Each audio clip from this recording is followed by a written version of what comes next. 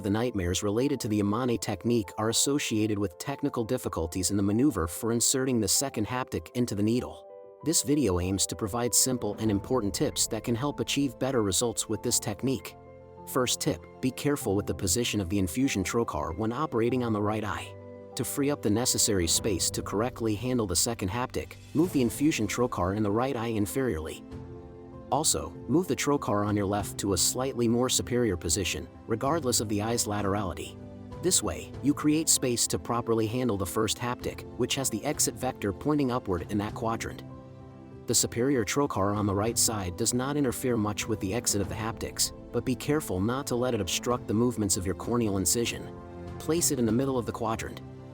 Third tip, instead of positioning at 3 and 9 o'clock for the scleral tunnels of the haptic exits, shift the positions slightly counterclockwise. This way, you will have a better angle to perform the insertion of the second haptic into the needle. Another important tip, instead of making your corneal incision in a T configuration with the axis of the scleral tunnels, prefer to make it a bit more superior, forming an angle of approximately 70 degrees with the axis of the first haptic. This Y configuration facilitates the maneuver to insert the second haptic into the needle as well, preventing the haptic from bending or breaking during insertion.